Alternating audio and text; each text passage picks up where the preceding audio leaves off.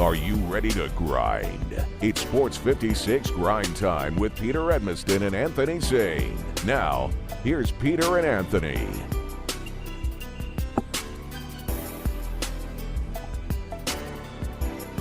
Yeah! Yeah!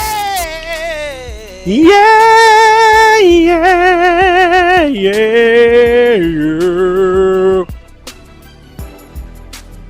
We in this. Where are you, Darian? Come on. Darian ain't got We're that. singing- He ain't got them pipes like that. Ooh, yeah. Okay, there we go. Yeah. Point him with the ooh, yeah. There we go. Y'all couldn't hear me. Ooh, yeah. Ooh, yeah. Ooh. I'll be Dante of the three notes. Dante of the three notes. I'm with you. Yeah. They call him 3D. Darian of the three notes. Ladies and gentlemen, welcome in. It is Sports 56 Grind Time. Ladies and gentlemen, my name is Peter Edmiston, joined by Anthony Sane and Darian Newsom producing the program. Today, big show for you, of course.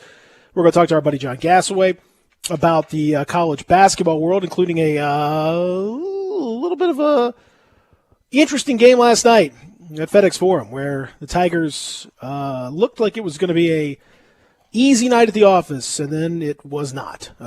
It got a little tight down the stretch. The ultimate outcome, though, was a Tiger victory over Tulsa. It wasn't easy, wasn't smooth, wasn't straightforward, but it was a win nonetheless.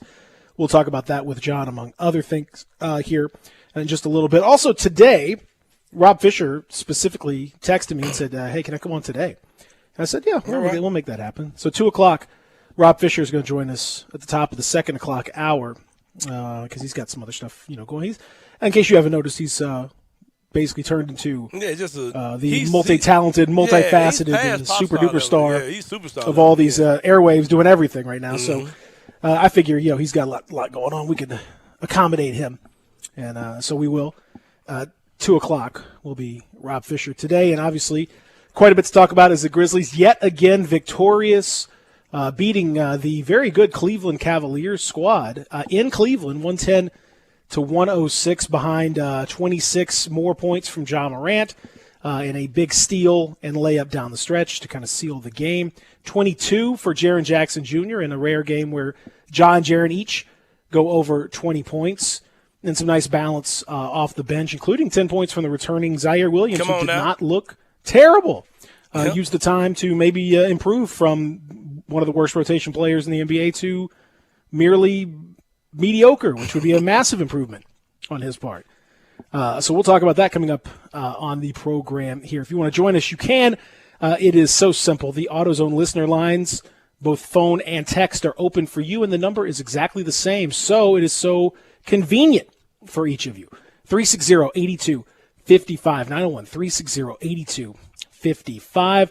That's how you get in touch with us, 901-360-8255. So jump on in. Anthony Sane, how are you on this hump day? Man. With a little winter weather maybe coming tomorrow morning. I'm good, man. Energy is high. This weather is trash. It's cold like yesterday. It's warmed up today. I'm just over it, man. Just be honest with you, I'm totally over it. But glad to be here, high on top of my morale at the Family Leisure Studios, ready to talk sports, man, and whatever else comes out of our mouth today, for sure. What else is going to come out of our mouth? Non-sports stuff. We do it every day. No, but I'm just saying. Do you, any particular non-sports stuff? Let me think. Okay. Do you have any? Do you have any kind of any lead on that? Let me think. Is there something that's just pressing on my heart right now? Okay. Well, I mean, if it's not pressing on your heart, I mean, if you have to think about that long, it's probably not pressing on your heart. Yeah, there's nothing there. To be honest with you. Okay. All right. Perfect. Darren, you got anything that's pressing on your heart before we go on? I like to just let everybody. Just glad to If be the here. spirit moves you as such. No penny prayers, no nothing. I'm a happy camper. Hey, we got a Tiger and Bear win yesterday, so hey. Got plenty on the court Speaking, stuff to talk about. So yeah. Speaking of which, on the court last night. Let's start with the Tigers because we're gonna talk to John Gassaway coming up about it. Then we're gonna switch to Grizzlies with Rob Fisher. So let's do Tigers first. They did win. It was not easy. Not easy at all. In fact, it was it got real squirrely at the end of there. But you know what? They did what they had to do. They ultimately got the win, 67-64. Injuries continue to be an issue, and boy, after the game, how about Penny Hardaway's press conference? Did you see Penny Hardaway's press conference? After the game? We got some audio of it too. It's only like 3 minutes long. They're typically about 15 minutes long. We got the it was super strange. I don't know, man. Penny is so up and down when it comes down to certain things. In one quote, he's saying he's built down on one tough, and then he's sounding super agitated in the next one. So I'm like, bro, come on, man. Strange, super strange press conference for sure from Penny. I don't know, man. It's weird. So the game itself, the Tigers were in control for, especially in the second half. Looked like that they had kind of pulled away from. I mean, let's be honest. Tulsa sucks. Tulsa, they've had teams in the past where they were like moderately okay. This is not that. This ain't that team. This is a bad team. Like they're not good. But they were scrappy, and they did kind of what they had to do to hang in there last night. So okay, all right, you give them credit for that. But Tigers ultimately, shouldn't even have been this close. And yet you look down the stretch, and all of a sudden, game goes from okay, this is like a 20-point game. So, all right, that's kind of a 10. Okay, all right, what? And then the last minute of the game, it requires free throws and missed heave and all this stuff to just kind of hang in there. When the game was seemingly out of reach. At the 5 minute mark, the Tigers are up 12. 58-46. And they end up hanging on just barely after a bunch of bad shots and some turnovers and some just ugly play, hanging in there down the stretch. Tigers end up winning 67-64, but it wasn't easy. And I don't know, saying like, especially after the way they played against Wichita, you would have hoped that like you'd respond with a resounding kind of okay, we got this thing, baby, we're good to go. And it kind of looked for a while like that's what it was going to be, and then. It sure wasn't. No. What do you take from it? I'm just super alarmed, man, that we look like every other team in our conference with the amount of talent that we have. Like that's, like I check the Grizzlies Facebook boards daily just to see fan response, and I check Twitter a little bit as well. But it's like everybody's like, yeah, another win. Where the haters at? I'm like, bro, like. We were preseason top 10 team in the country, bro. Like we shouldn't look that bad against Tulane at home. I mean, not Tulane. Whoever that was, Tulsa at home, and that was an ESPN2 game. Am I correct? ESPNU. ESPNU. Oh, okay. Well, anyway, but I don't get it, man. It's like it seems like I don't want to hear the stuff about guys being hurt or man. Go pound that team, bro. Like back in my day, Peter, Darian, listeners. I remember Tiger teams that, like, when they played an inferior team, but they would just blast them.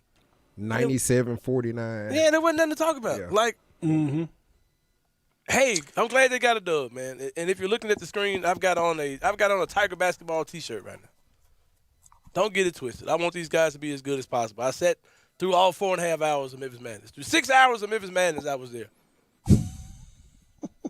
Longer than black church service. It really was. It was like a Catholic wedding. Man, I'm here for it, man. But so long. It's just concerning, man. Just like that they're, and I want them to turn this around. I want this to be a great season, but that team flat out should be way better than these teams that they're. Well, I think the realization's kind of hitting home that it's not going to be that season. Like it just isn't. Man, it's depressing, bro. Whatever hope was there, maybe they kind of turned it around against Alabama. Nope. Whatever hope was there, they kind of turned it around against Wichita. Nope. Like it just seems that that next it's 2 steps forward and 2 steps back, or last night 1 3/4 steps back because they did win. They didn't lose, so it wasn't 2 full steps back, but it was pretty darn close. I don't know, man. The injury situation, missing Jalen Duren, missing Imani Bates continues to be an issue for this team. The depth is tested in a big time way. But Excuse me, I had to sneeze. The fact is that they've got enough talent, but everyone turning the ball over like crazy. Just ridiculous turnovers. 22 for the game. 12 like within the first 10, 15 minutes.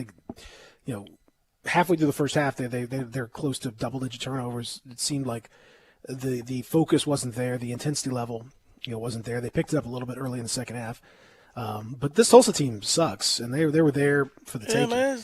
I mean, the kid, the kid Horn, who was a starter, Jariah Horn, scored 20 points. The rest of the starters scored 6 points for Tulsa. Total. And then they had one kid who scored 25 points off the bench. The Griffin kid went crazy. That was it. Like, nobody else could even score. Two guys scored 45 points for their team. Like, there was not that hard to defend this group. And Malcolm Dandridge continues to, as long as he can stay out of foul trouble and not, do some dumb stuff with the ball, he looks dominant. He's a big guy. He's using his size well. He's getting after it, finishing at the rim. DeAndre Williams, the veteran, who you hope he's going to be okay, because he's among the injured, but he was all over the place. Josh Minot, I don't know why he has not played as much. He played 33 minutes. Scored just 7 points, but 11 rebounds, 5 assists. His passing was really good last night. He had a couple of really good looks. He had one look where he was out on the 3-point line getting double teamed, and he found a pass, underneath the basket to DeAndre Williams, who was not an easy pass. He had to go through two guys that were on him and then a third defender, and he found him right. I mean, that was a high level pass from a kid who really hasn't played much, and so it brings to mind lots of questions. And if you had those questions for Penny Hardaway, well, you asked him after the game. And normally Penny Hardaway has no problem being rather open verbose. and candid, just very talkative, willing to discuss. And last night, not at all. Here is Penny's press conference. Darian, you got Penny after the game? I don't really know where Earl is. Is he out there? Oh, no, I didn't know that. Poor Terry Davis. Quick post game for you. Is there any reason? I'm just happy, my man. We won. Great game. Is this a sort of lesson of how hard it is to win? It's hard to roll through the league, I guess. Absolutely. For sure, it's hard. It's hard to play in this league. Any update on Jalen and Imani? I don't know. I really don't know. The trainer hadn't said anything. You had some key moments there late in the last minute from your Money Manziel. Earl came down with a tough rebound. Jaden took a charge. Landers hit those 2 key free throws. I mean, those were all 3 key plays in the grand scheme. Yeah, winning plays. 3 winning plays by guys that have to make winning plays for us to win, especially tonight, shorthanded. What did you think of Josh's game? Josh did great. He did great. Like Malcolm's had a good stretch in the middle of the game. Poor Terry Davis. Get chewed up. What positive can you Get take slapped from up this by game?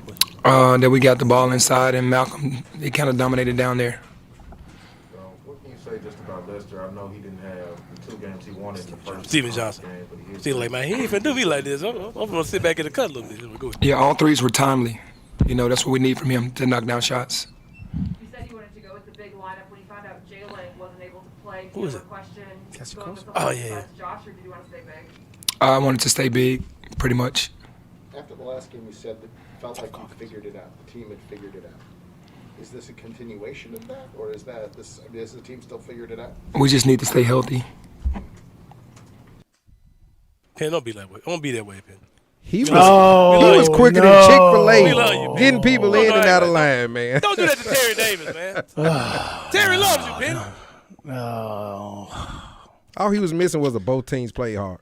Yeah, Turn- man, turn- don't be that way, man. Just Both how teams we've now here comes Look what y'all did to this the man. backlash. Look Look here what comes the they done backlash. did. Look what y'all done to 1 cent, man. My hero, man. Look what y'all done to him. Man, I'll take this Sports 56 shirt off and show y'all this Tiger pride over here, man. Don't play with me, man. Why y'all doing my boy? Look at this. Come on, don't do my boy like this, man. Why y'all doing 1 cent like that, man? What do you mean? Why y'all doing 1 cent like that? Why is 1 cent doing y'all like that? Who? I wasn't in that room. It's Terry Davis. That's what I'm He saying. was Why rolling why through 1 'em, Cent wasn't doing he? those guys like that? Why is he doing the Man, Terry, reporting F like you. Don't ask me nothing. F you, Terry. All right, 1 cent. that? Yeah, winning plays, win games. How does it go Yeah, if one Anthony plays. Sane is in that room? Penny, me and Penny ain't on that level, man. Penny know what's up. Nothing but respect. First of all, if I see you upset, I'm going to do the Steven Johnson role. I'm going to let about 10, 12 of these folks get their questions off. Then I'm going to see what he on. I might throw some, I'm going to do that Steven Johnson. I ain't even going to come out there if I see he upset like that. Because my little question ain't going to make or break nothing. So I just ain't going to come to him like that. If I see he upset. You got to remember. It depends on what do you why are you asking the question? What are you trying to get out of him?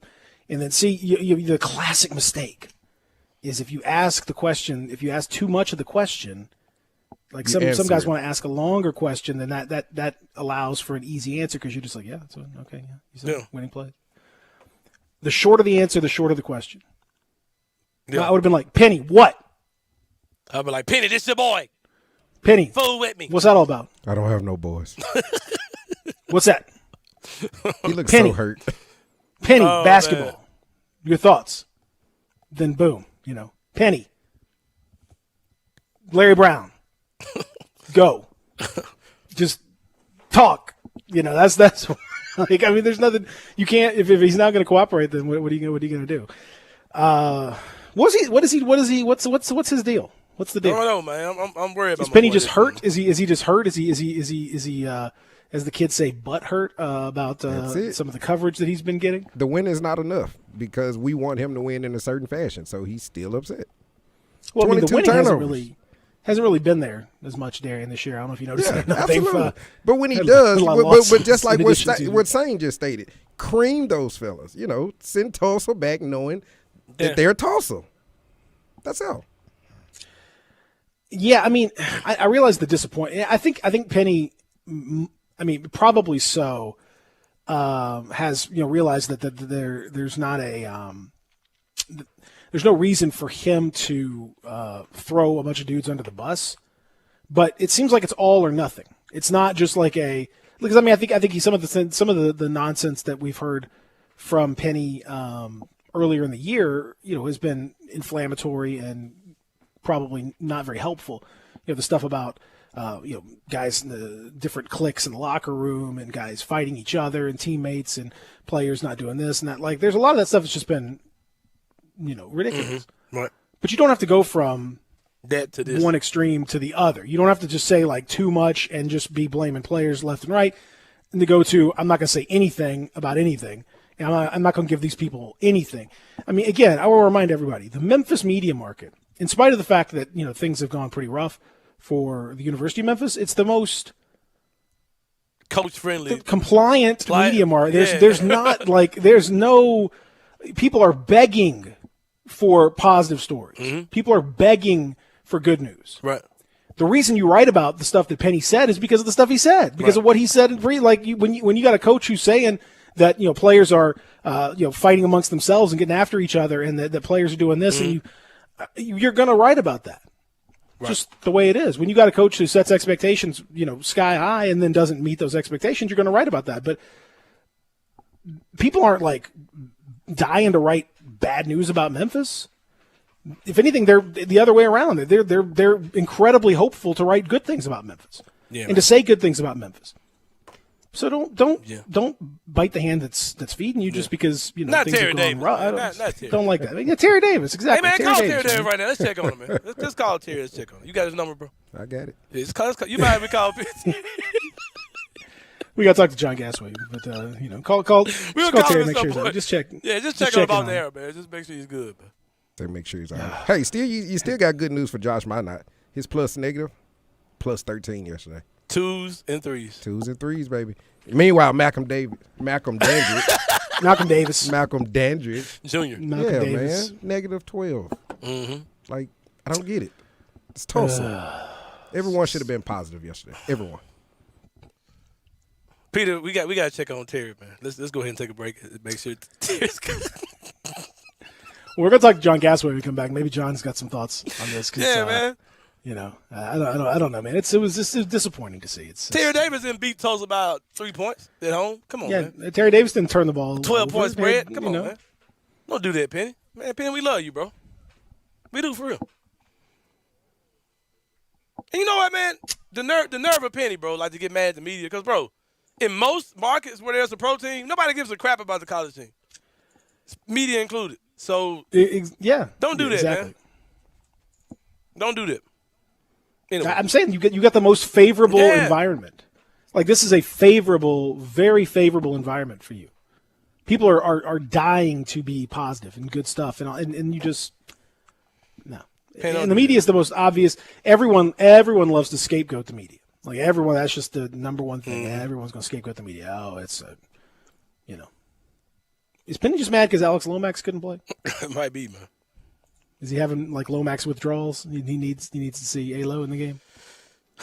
He only played 8 players yesterday. So. Baby, I can be yellow. I don't know, man. It's just disappointing. A-Lo. That's another track coming. That's what Josh Minot's singing. I'll be your A-Lo. I just came and recruited me. The playing time I barely see. I'm looking into the crowd. Saying my name out loud. Can't get in the game. Penny, if you give me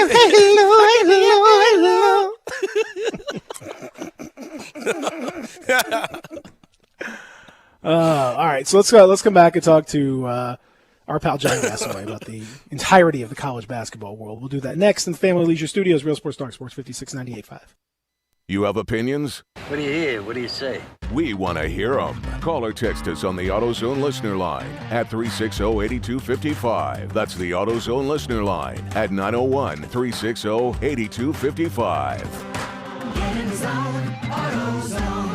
I'm Gary York. I'm the service director at Lexus of Memphis. Our service department wants to be more than just a place where you get your oil changed. We do glass repair, windshield replacement, recalibration of your camera and sonar systems, even wheel repair, tire replacement, all the things you would expect from a luxury automotive dealer. Please check out our website. You can schedule your appointment, check out our specials, hours of operation, or if you'd like to do it in person, please reach out to one of our associates at 901-271-5199.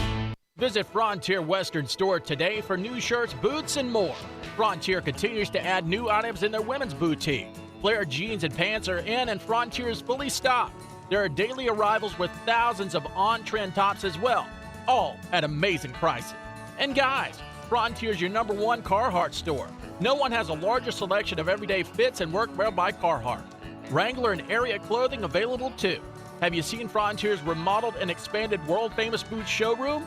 Now there are even more dress and work boots in stock. There are over 1,000 pair of Ariat boots and thousands more by Dan Post, Corral, Durango, Rocky, and Twisted X. Frontier recently added Hey Dude shoes with lots more on the way. As if the selection isn't reason enough, Frontier's pricing is lower than online and chain stores. So when you're ready for your next pair, you know just the local shop to visit. Frontier Western Store, 5880 Goodman Road in Olive Branch, and on the web at frontierwesternstore.com. Locally owned and operated since 1967. Hi, this is Troy Fiveash, owner of Fiveash Roof Services. As we all know, Memphis can be a hotbed for severe weather, and that weather can play havoc on our roofs. Most people don't know what they should do first when they're concerned about the condition of their roof. Call their insurance company, call a contractor, or trust a door-to-door salesman that's making claims that are hard to believe. My advice would be call the contractor that you know and trust. If you don't know any, research your local contractors and give 2 or 3 a call. I hope your research will lead you to us. Have your roof inspected, decide for yourself what you should do, and whether or not you should file a claim with your insurance company. It's your home, it's your policy, and it's your money. Don't let anyone pressure you into anything. If you give Five Ash Roofing a call, we promise personal service with a member of our family with no pressure and no hype. Five Ash Roof Services, proud partner of the Memphis Tigers and the official roofer of the Tigers home team. Five Ash Roofing, fair, honest, and ethical. 367-0050 or memphisroofer.com. Five Ash Roofing, it's what we do. We're here for you.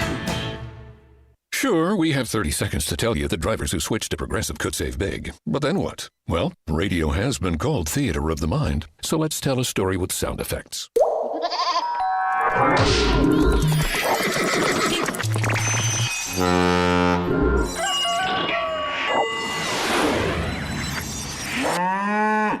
Wow, it's like I was in the story. Almost makes me forget this was supposed to be about saving big with Progressive. Progressive Casualty Insurance Company and Affiliates. Referring a friend on FanDuel Sportsbook could be your ticket to Super Bowl 56. When you refer a friend on FanDuel Sportsbook, you'll be entered for a chance to win an all-expenses-paid trip to Super Bowl 56 for two. Share your exclusive referral link from the Sportsbook app. Once your friend places any bet of $10 or more, you'll both get $50 and you will be entered into the Super Bowl sweepstakes. New to FanDuel? Sign up with promo code CASH to get your first bet risk-free up to $1,000.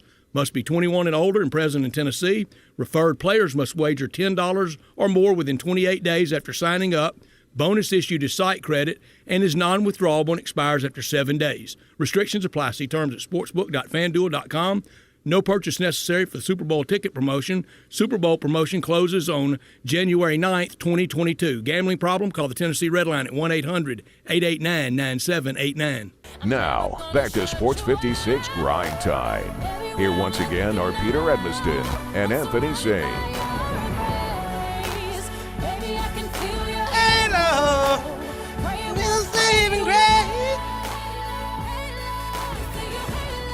Come on, Penny, we love you, man. I feel you. Hey, hello, hey, hello, hey, hello. This the verse coming up? Hold on. It was you recruiting me. Now I'm getting DMP CDs. Come on, Penny, do better, man. Do better, man. I know. It's so sad.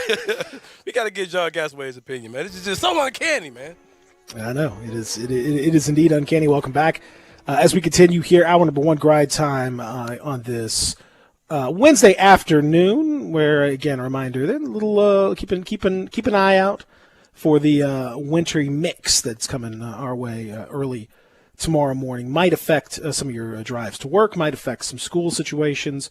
We will see. But last night was at least a winning night at FedEx Forum, although it kind of didn't feel that way by the end of things. And John Gasaway joins us now. And John, we were all set for a rare, ultimately very positive look at the University of Memphis Tigers after this year has been full of tumult and difficulty and all that. And yet, even after a win last night against Tulsa, a very I don't know if you had a chance to listen to the press conference from Penny Hardaway after the game, but very short, very seemingly upset and mad at the media and everything else. And I don't know, it turned out it was going to be a positive night, and it just didn't kind of feel that way. John, what was your take about watching the Tigers beat Tulsa last night? I've got a message for Penny and for you, Mr. Edmondson. Hey, it was a win. I mean, come on. Yeah, Peter, come on, Peter. You have multiple, nominal or at least possible starters still out, and you're winning games. People you might remember were yelling at you, Coach Hardaway, a little earlier in the season when you were losing games. It's a win. And Houston's best player is out for the year.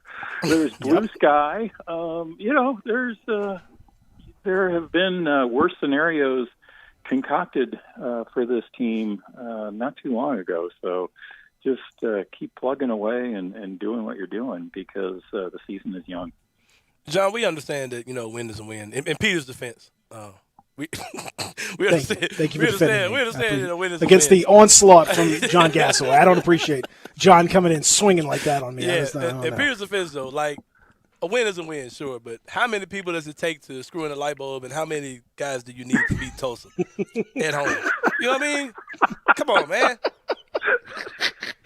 It's Tulsa. A win ain't a win when you're playing Tulsa at home, man. A win is a win. This is the kind of high-level analysis that my listeners have come to expect from me here. I'm just getting started, too.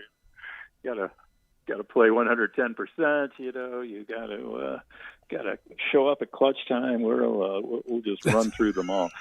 I think that the big picture is less good than we thought in the preseason, but better than a lot of people are saying. So that's why I kind of come back to the glass being half full. I mean, I saw a headline that said, in effect, this is, write it off. This season is a catastrophe. Things aren't going well, and asking questions about the direction of the program. And it's, January, whatever it is, 5th, it's a single digit in January. And Memphis has a reasonable shot at winning the American, and making the NCAA tournament. So we can get into some of the issues or challenges or opportunities or players, but I mean that's basically it. The things have changed for Houston. I'm not looking past them by any means. I still think they're going to be good. But it's a different picture than we thought a couple of weeks ago, and I'm interested to see what Memphis can make of it. Right. And the thing about this Tiger team, John, is that, they're a team that can struggle to beat a team like Tulsa at home. But if Memphis, ran the table, or they pretty much ran the table and pounded Houston and won the AAC tournament, you wouldn't be surprised about that either. Can you think of a team in recent years that reminds you as much as this team that they're so up and down, so night and day, depending on game to game? Yeah, I mean that is the crazy thing about college basketball, is that you can see these swings and you can't figure them out. To pick an American team as an example, earlier this year in a game that nobody really watched, Cincinnati just absolutely pounded Illinois, just pounded them. Mm-hmm. And Illinois had Coburn; he was back, and they beat him by 20. And now Illinois looks like this unstoppable force, undefeated in the Big Ten. They're still not ranked, but undefeated in the Big Ten. And Cincinnati, not looking like any great shakes. So, not every team has these wild swings, but we see them more often than we tend to recognize, and every fan feels like their team experiences exactly those swings. So it can happen, and it does happen. Memphis lost some close games to some good teams and some not so good teams. And again, they beat Alabama by 14. That's going to serve them well, and I think that speaks to what this team can do. So they still have runway to make this season a success, I think. Well, the runway, is going to involve dominating the American. I don't know. I mean, I guess we could, maybe get an at-large, but there's been some talk about trying to schedule. Kentucky was even mentioned.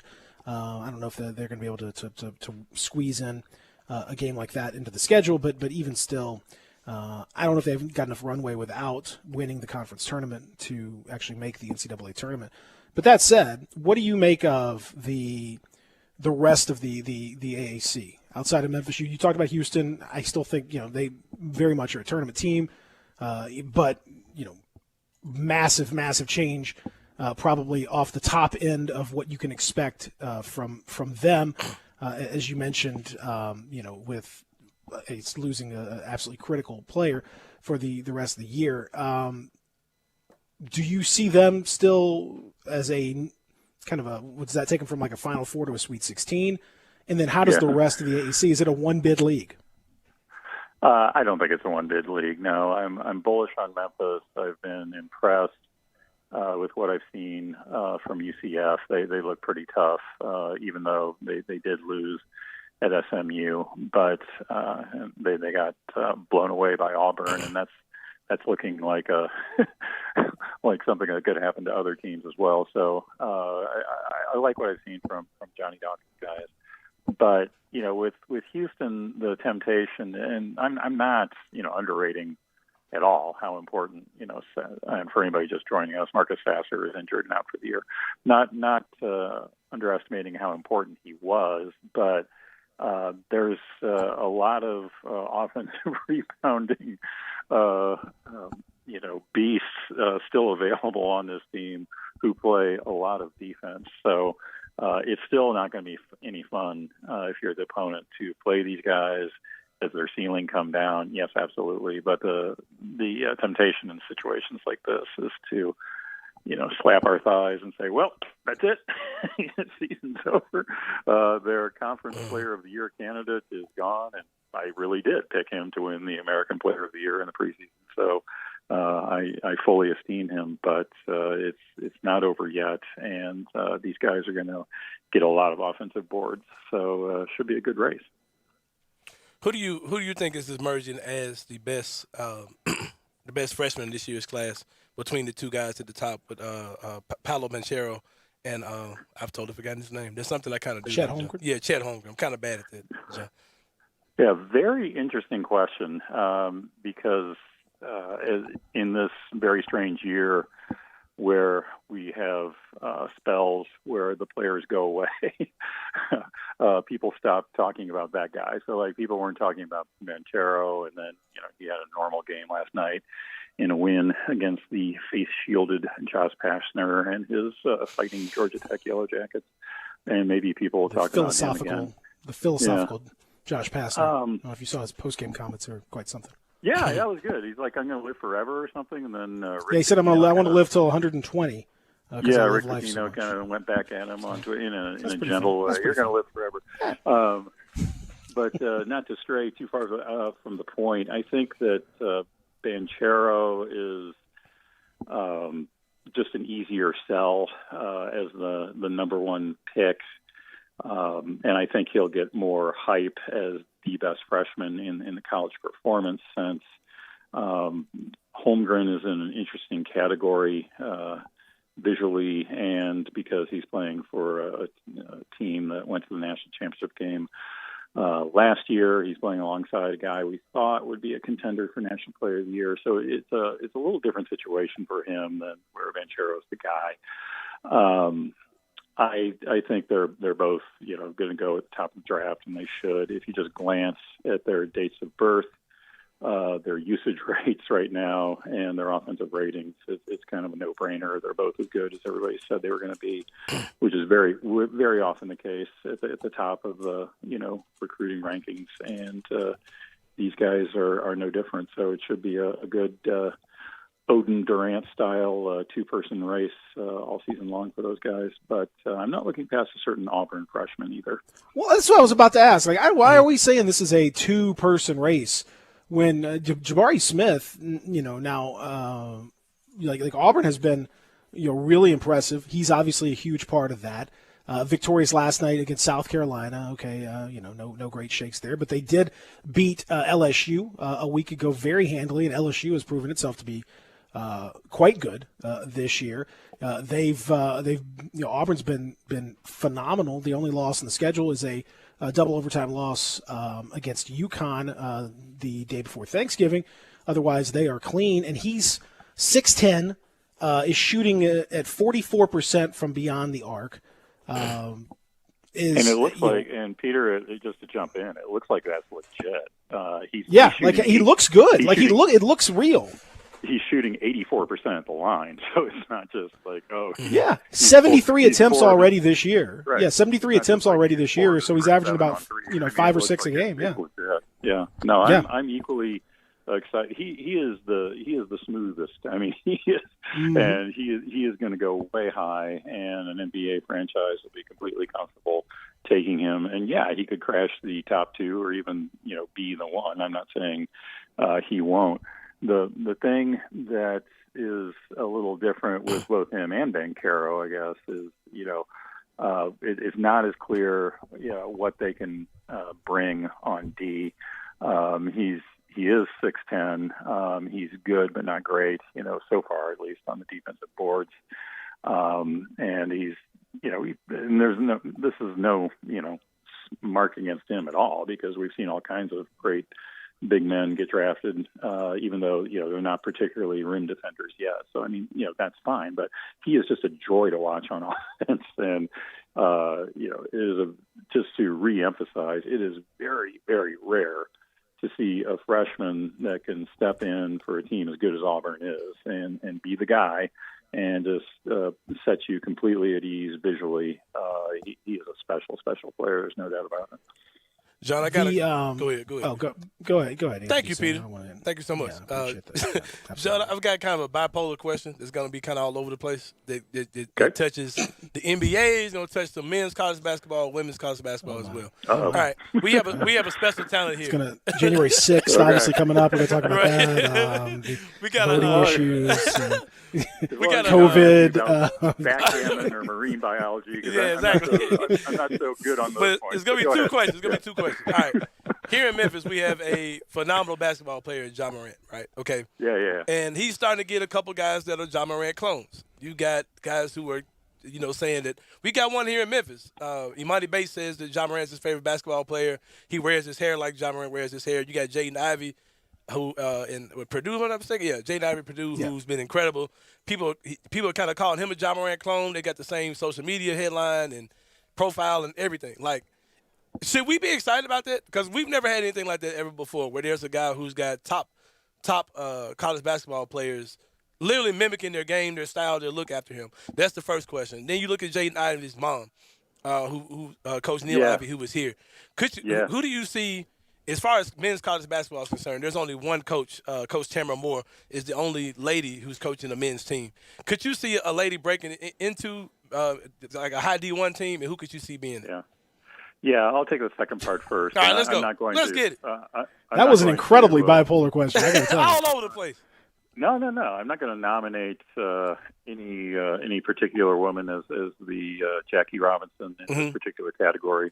Cough, Sue Bird would be great, but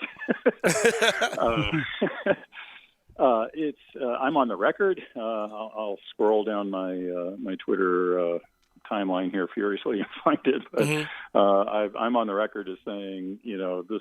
I'm a little surprised, this is taking this long because I just not to slander my own gender identification, but I think they would just be better at it naturally. I think they're more chill. They have a better grasp of situations and strategic concepts. They don't fly off the handle as much. Well, nobody flies off the handle as much as American college sports coaches. It's just endemic. So I'm there for that, and it will happen, and it should happen soon. And as far as the first part, yes, be excited. It's great. I love watching. And you guys know this. I never got into these NBA versus NCAA rivalries. I love them both. I always have. I love watching Memphis. I love watching Morant, and more Morant clones. And thank you for bringing up Bates. Everybody just leave him alone. He's fine. He's 17. He's going to be 17 for what? Another 21 days or something. The number of 21-year-olds who could play Division I ball and high Division I ball.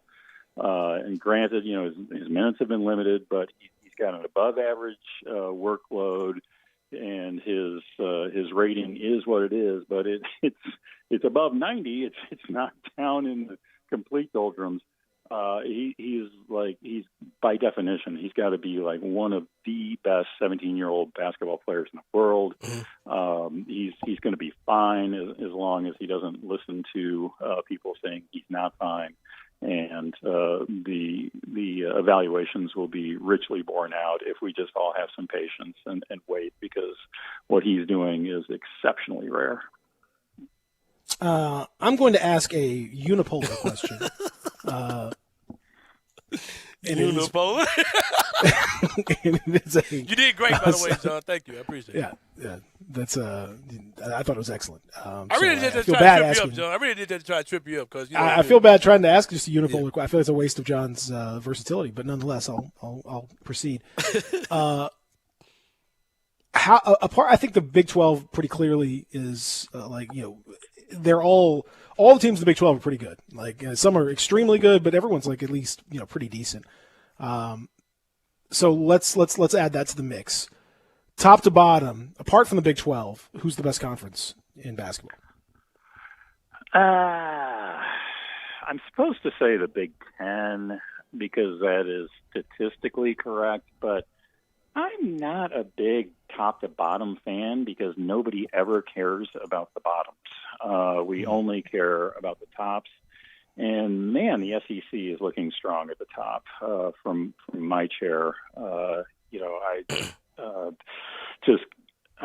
Gosh, I guess it was Monday night. But anyway, there was a recent night where it's like every great game that I was flipping between was, contenders in the SEC. So, I won't rehearse the usual names and suspects, but they're all really fun to watch right now, and I am impressed with the top of the SEC. The thing I would say about the Big 12 that I would like to put a pin in is Oklahoma State, who has been precluded from competing in the postseason this year, and that word came out right before the season. If they improve just a little bit, they would be verging on bubble territory, and you could reasonably hypothesize and look at a possible 9 out of 10 teams in the Big 12. And that would be really cool, and people would be, but wait, there can only be 8 because this one is not being let in by the NCAA. It kind of got buried in the preseason, but it was, by many metrics, a questionable decision. And I kind of hope that Oklahoma State improves just a little bit and they're not going to reverse themselves, but just shows the question again, because it was a big one. And love Mike Boynton, love what he's doing. He's and now that I've slandered my gender identification, he is one great male. I would be glad to be associated with him. He's doing a good job. And if Oklahoma State shows the folly of cooperating with the NCAA in any way, shape, or form, don't do it. They got out in front of it. They turned over all their information. They said, "We're helping," and the NCAA said, "Thank you very much. No NCAA tournament for you." So so look at LSU. LSU's fighting this thing tooth and nail. I mean, you want to come get over my dead body. And hey, that's still, they're going to be right there in the mix. Come March. Said, "Never try." Trying is the first step to failure. Let's always remember that for now and forever. Speaking of, we were talking about Josh Pastner and his wishes of immortality. A solid enough effort from a not a particularly great Georgia Tech squad against Duke, but outside of Duke. The heck is going on in the ACC?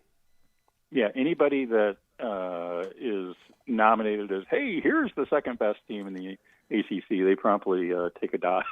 I'm not brutal. I'm not going to doom Jim Larnag against Miami by pointing out that they've looked good lately. I'm staying far away from that. This is not the best ACC we have seen come down the pike.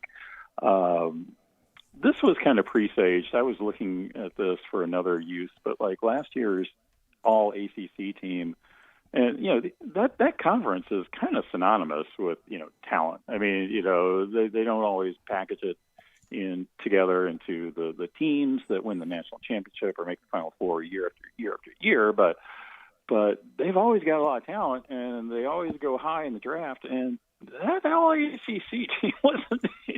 I'm not going to cast any aspersions at any individuals, but Google it up.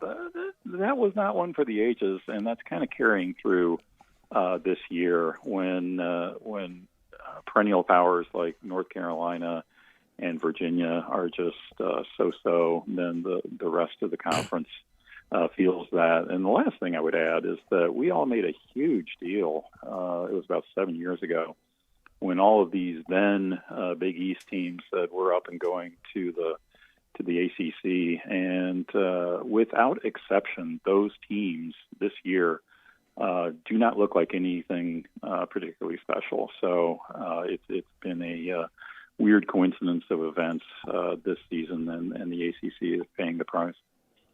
They are paying the price, indeed. Pretty rough.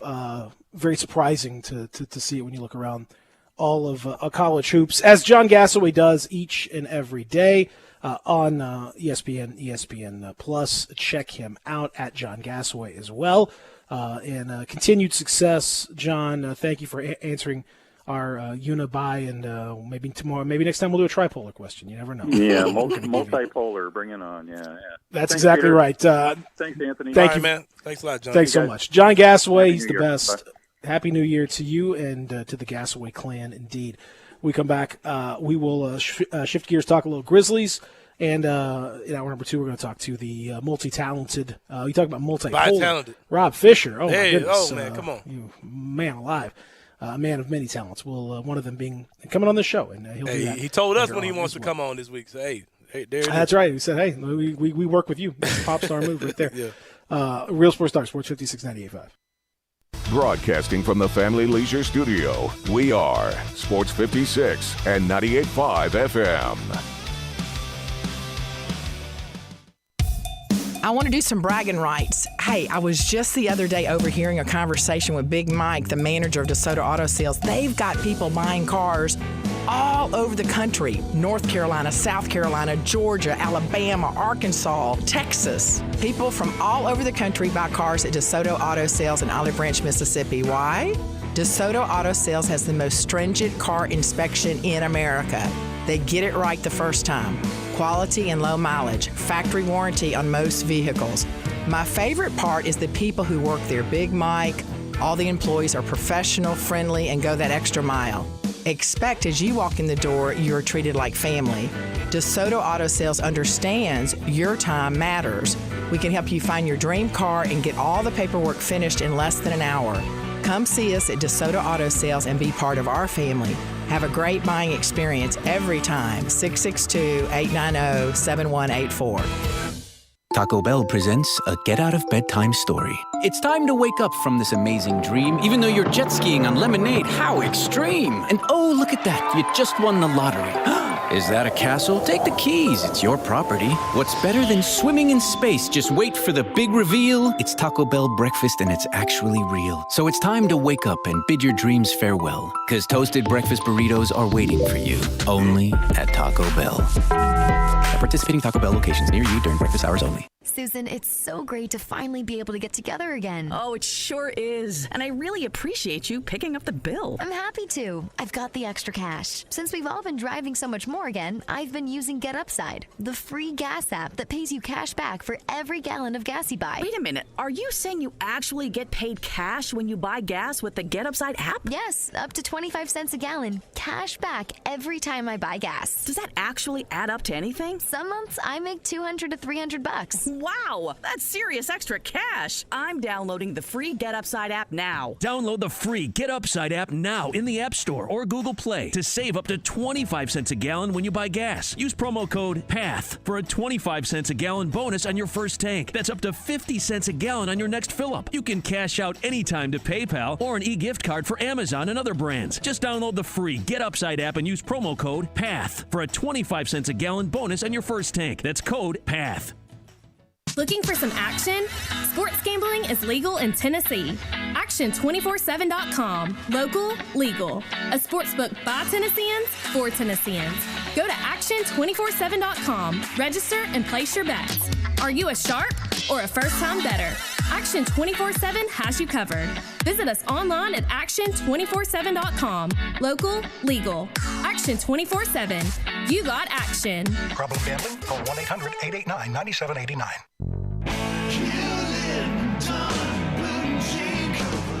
Hewlett & Dunn Boot and Clothing Company, we have it all. From handmade Amish leather belts, fine and casual clothing, boots, casual boots, work boots, fancy boots, and even safety-toed boots. Lots of cowboy hats to choose from, even Nebo lights, Orco hard coolers, good-looking duckhead dress shirts, duckhead caps, shorts, and pants. Tons of jeans from Ariat, Wrangler, Devil Dog, and Kimes Ranch jeans.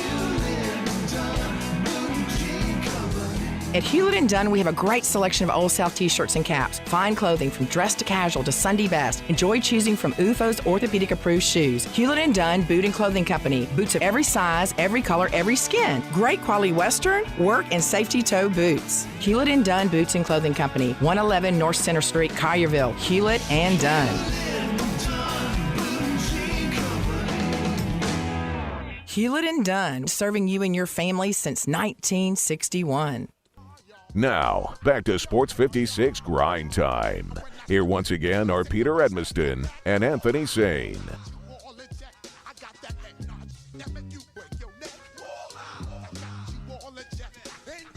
Woo-ha! Breaking news, Anthony Sane. I seen it. I seen that. You saw it? I seen that. You saw it? The New Orleans Pelicans announced today that Zion Williamson will be continuing his rehabilitation away from the team at this time while remaining under the supervision of Pelicans medical staff. David Griffin said, since we notified everyone on December 16th of his latest imaging, it was decided then by our medical team to dial his rehab back to only partial weight-bearing activities. He continues along that path. We also agree. Now, this is the part. This is the one where it's you just listen to this one and see if you can figure this one out. We also agreed that in order to put Zion in the best position to succeed, he will rehab away from the team at this time so he can focus on the task at hand. Okay, Darren, do you have Anthony said, explain that one to me. How does they being away from the team help him to focus on his rehab? I'll explain it by saying this, Peter. Darren, I hope you saved the clip from a few weeks ago when I told y'all what's going to happen with Zion Williamson. He's not going to play it all this year. He'll sign a qualifying offer this summer, and he will be playing for somebody else in 2 years. He'll come back miraculously healthy next year. He'll murder for New Orleans miraculously, and he'll be playing for somebody else. I'm not so sure that he's going to come back. I don't know, man. This is. You ain't never seen a fat dude lose weight, Peter? You never seen a fat dude lose weight?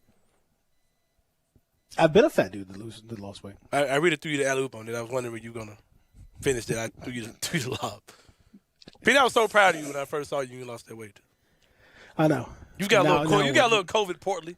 But, I mean, we all. Yeah, now I was going to say, now are you no longer proud of me? I'm still proud of you because I know it's still in you. Man. Thank you. I seen you do it before. So what do you mean still? Listen, everybody just got to stop. Be happy with yourself. Be happy with your body. I'm not worried about it. I'm happy with you, Peter. But I'm just saying. I'm happy. That's what I'm saying. I'm happy with my own body. That's the important thing. I know. No one needs to be pride for. Listen, man. People can be healthy at any way. Yeah, you, Lady Edmiston, all y'all, they love you the way you are, man. Al Roker, he's proud of his body. That. Well, Al had the bariatric surgery. Yeah, and all that. looking good on TV. You think you ever thought about doing something like that? Any kind of changes to your body? Period. No. I told you. Peter said like you want to curse right there. It's been a long struggle for me to be happy with my body. I'm happy with my body. I ain't saying you. I'm just saying like you. My belly's a little big. My hiney a little big. No, ain't nothing wrong with it. Actually, my hiney's pretty small. But anyway, Zion. This whole situation, though. Back to Zion for a second. It's so transparent that stuff is not right. Now, the specifics of what stuff is not right, I mean, that's up for debate. Is it his relationship with the team? Is it the environment in which he finds himself? Is it purely weight issue? Is it whatever? There are so many other things it could be. But what is very clear is that something is wrong. And, him not playing, couldn't be more of a disaster for David Griffin and for the Pelicans. Just couldn't be more of a disaster. Yeah. Is it fair to say that they have Greg Oden and we got Kevin Durant out of that deal? Could be. Yeah. Is it fair to say? Could be. We're getting closer. We're getting closer to that. That's for sure. I think getting closer. We'll talk about that with Rob Fisher, among other things, when we come back here, continuing on the program. Hour number 2, presented by Poultry Power on the way. Stick around.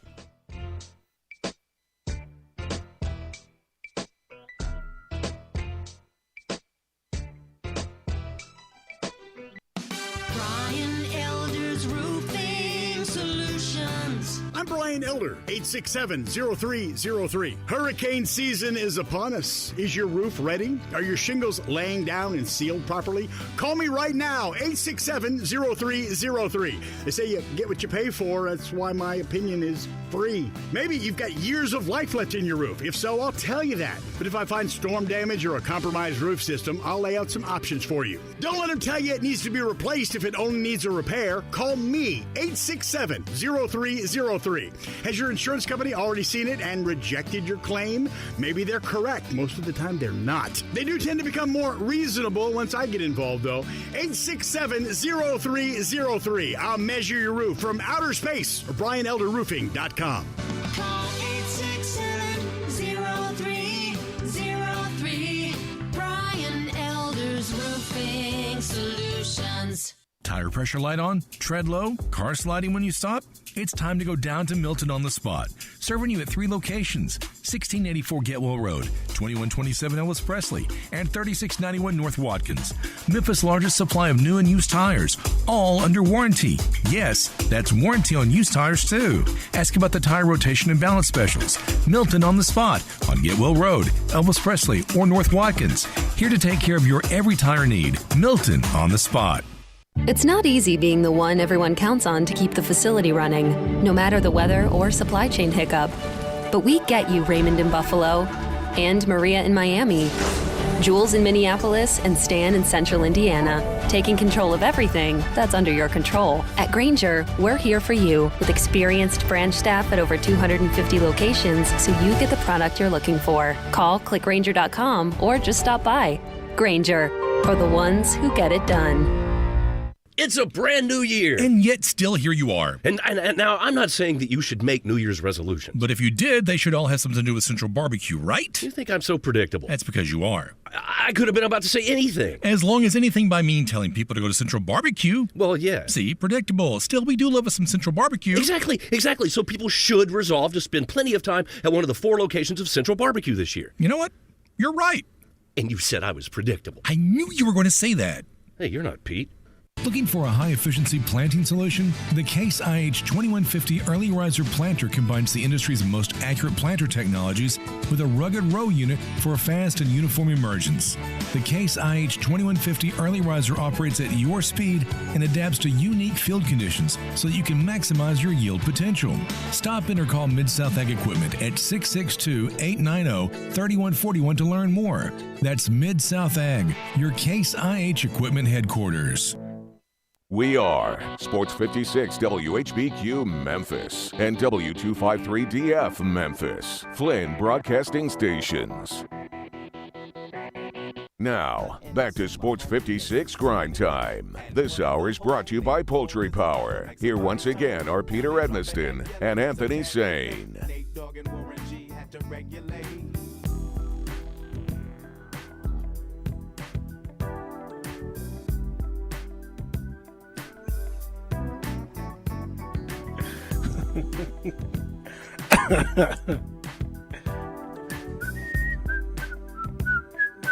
They called Rob Fisher, and he had to regulate on the mic.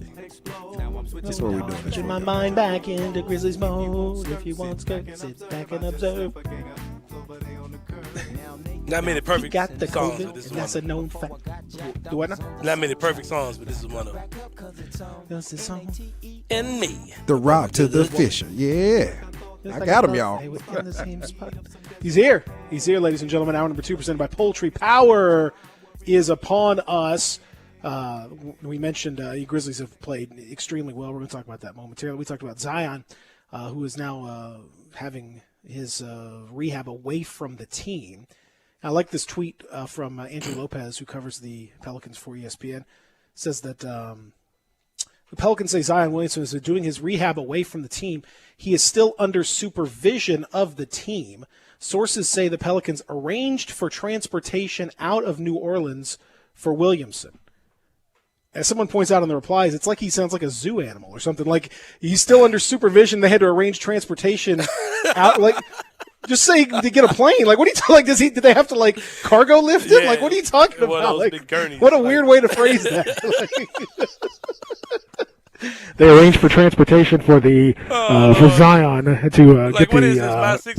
About 600? What's the name of that show? My 600-pound life or something? Yeah, it's like we had to get the fork. We had to arrange for special transportation to get him out of the arena. Like, what are you talking about? Can we get clarification if there were like cartons of eggs in the bed with them?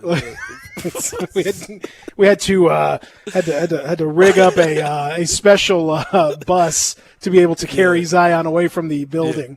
Yeah. Like. He's being towed away in underwear right now. There's a lot of the replies are just people in like forklifts and oversized loads. And that's terrible. Oh man, it's all so wild, man. It's the wildest situation ever. Anyway, so I just thought I would throw that in there. What we begin with 2022's biggest celebrity so far.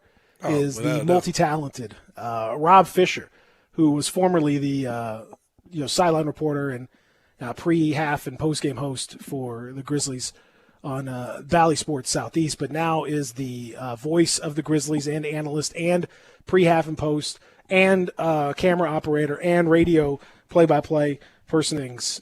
Rob Fisher, good afternoon. Thanks for taking a moment out of your incredibly busy day to join us. Oh, it's always my pleasure to visit with you fellas.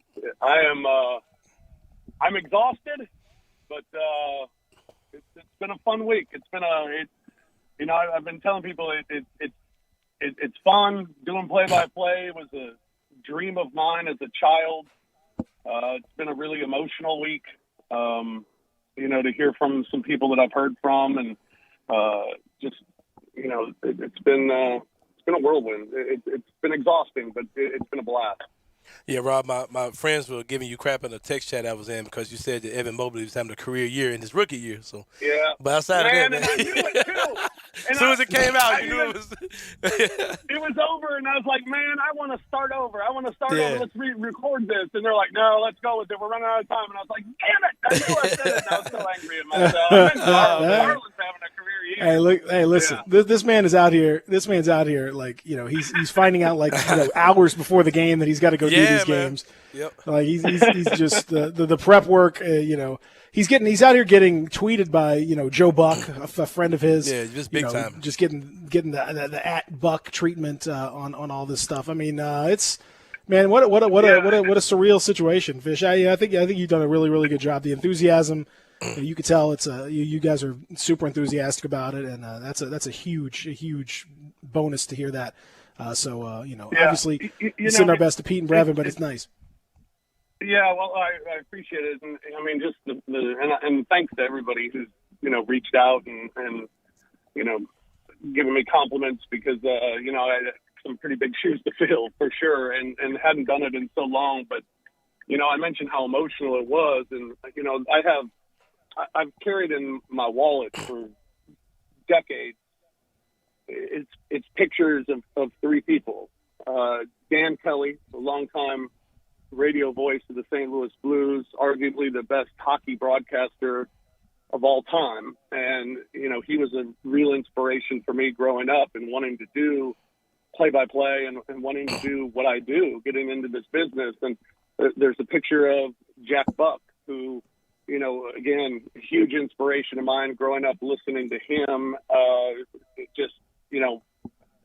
got that in my wallet, and then I have a picture of Don Poyer, who was inspiring to me in the few years that I got to know him. And he gave me great advice and was always willing to talk to me and, wanted to someday work with me and never had the chance. And so I go into that game Monday against Brooklyn, and Joe Buck tweets out and to be Jack's son and for what Jack meant to me, that was a special moment. And after the game was over, I got a text from Barb Poyer, the widow of Don, and she told me how proud Don would be, and she said she got teared up a little bit because she could hear a young Don in the broadcast. And I mean, to hear that, and for this to be something that I've always dreamed of, and to be able to do an NBA game and to hear from those people, it was a special night, a real special night that I'll never forget. Rob, what do you think about the game that Zion Williamson?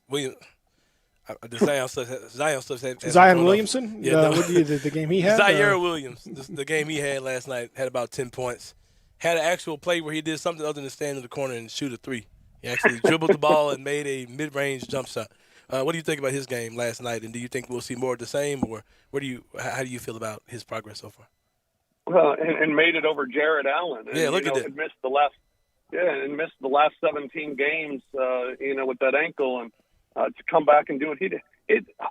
What do I think that's going to do for him going forward? I have no idea, man. I mean, if you would have asked me what I thought of Killian Tilly starting or what I thought of when Killian Tilly gets in foul trouble, that Jarrett Culver's going to have big minutes, or John Conchar is going to start 2 games, or Zaire Williams is going to come back from missing 17 and give you the productive minutes that he did. I don't know if I believe any of it.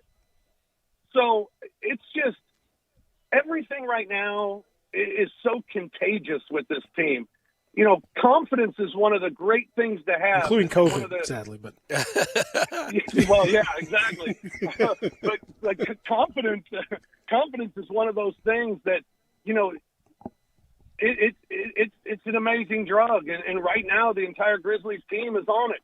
And, you know, it doesn't matter who you're plugging in. They're playing and they're performing. And the reason why the Grizzlies are a top 4 team in the West, it's amazing how much we hear about what teams have had to deal with this year, and we don't talk about what the Grizzlies have had to deal with, only because they've overcome it.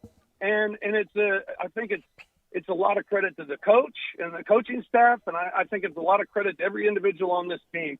You know, Taylor Jenkins said it when Ja Morant went out, and that's when this team started playing its best. When Ja went out, he said, "Don't try to do more, just do what you do better." And I think every guy on the team is doing what they do better. And Ja has come back, and I mean, Ja's been, you know, MVP caliber play since he's come back. So it's everything's clicking. They're locked in. They're playing with confidence. They're playing with an edge. They're playing with urgency. You can use all the words that you want that coaches will use, but it's true about this team right now. And I think a big factor is that we've seen through this stretch, from just Ja's injury to now all the guys that are out with health and safety protocols, our others are better than your others. The depth of this team is better than maybe any team in the league, and I think that's what makes them so dangerous. Rob, if I told you at the beginning of the season that over in the Eastern Conference, the Bulls and the Cavaliers would be 2 of the top teams in the East, and that over in the West, the 2 teams that are in the play-in game will be in the top 4 teams in the West, would you believe it at all? Talking about Golden State and the Grizzlies. Yeah, maybe half and half. I would have thought, okay, yeah, maybe Golden State can, but a lot of that would have been based on maybe Klay coming back. Yeah, too. Klay hadn't even played the game. Yeah, and he still hasn't played a game. So in the East, I kind of thought it about the Bulls, but so many people that I respect their opinions told me they didn't think it was going to work, that it was just too many different parts that wouldn't work. So I don't know. I guess I kind of got talked out of believing in the Bulls, but they have come together and they've been great. The Cleveland thing, no way. I mean, you know, J.B. Bickerstaff said it before the opener this year. He said that he hoped to be like we were last year, you know, and kind of going along that trajectory. Well, they've blown past it. And it's remarkable the job that he's doing and the defense that they're playing.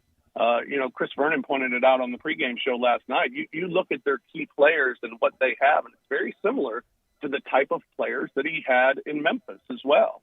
You know, and he had a good defense in Memphis too. So he's kind of, you know, what he talked about wanting to be like the Grizzlies. He's kind of got that, and but they're ahead of schedule. It's been the surprise of the NBA, I think, this year.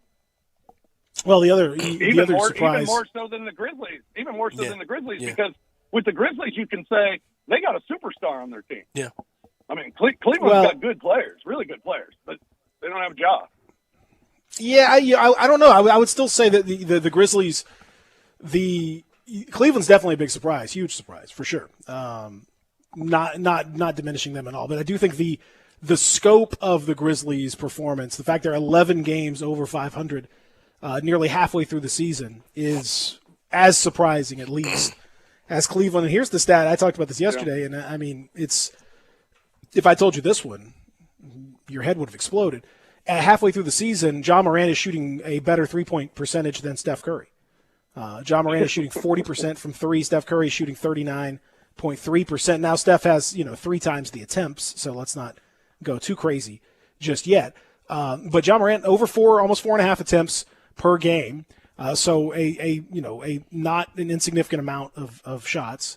He's making them. He looks confident shooting them. He's 49% from the field. He's averaging 25 points per game. The only question is not whether he's an all-star, but whether he's a starter. for the All-Stars at this point in time. Fish, when you watch him, and you could see that he didn't necessarily even have his best game yesterday, and he still finished with 26 and a massive defensive play at the end of the game, the steal and the layup to kind of seal it.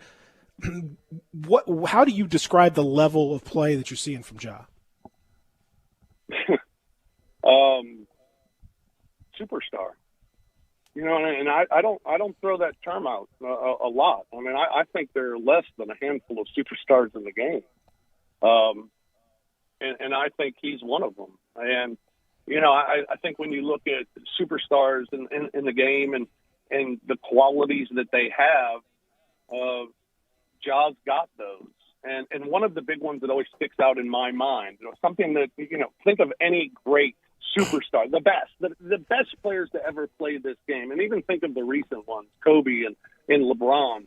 One quality they all have is, I guess it's a two-pronged quality. One, it's a killer instinct, and he's got that.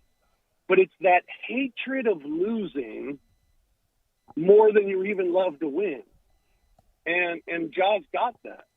The guy wants to win. His motivation is not losing. His motivation is to win and to be a killer. And when it is the fourth quarter, he wants the ball in his hands. Last night, the Grizzlies, they have a 2-point lead late in the game. They got the ball after a Cleveland basket. You're going to inbound it. Cleveland's going to foul, right? All right, who do you want the ball in? Whose hands do you want the ball in? Desmond Bain, right? I mean, he's an 85% free throw shooter. Give it to Desmond Bain. Oh, yeah, Ja went again. Well, they inbounded to Ja. He holds it. People are coming at him. Desmond's open. Ja stands there and takes the foul. Why? It's not selfish. It's because I'm going to win this game. And it's that attitude of I want the ball in my hands at the moment. I'm going to make the play. And my goodness, how many times we've seen it this week. How many times that's happened. From winning the game in Phoenix to going toe-to-toe with LeBron James to last night, or the game in Brooklyn to last night. I mean, it's remarkable to see how much he has that quality. And that's what makes great players. And that's what he is. He's unbelievable. And Rob, I needed 25 for him in a parlay yesterday, so I was super proud to see him step up and ask for that ball to get those 2 free throws out. Rob, yeah, he's been helping a lot of people with those here lately. Rob, I'm in my weird question bag today. Whenever I watch the game, especially when I look at highlights, Josh says a lot of stuff after big plays. Yep. Have you ever heard anything that he's like? I try to make it out. I try to rewind it. I can never quite make out what he's saying. Do you ever hear some of the stuff he's saying? And what's the rating on the words that are coming out of his mouth when he gets to barking?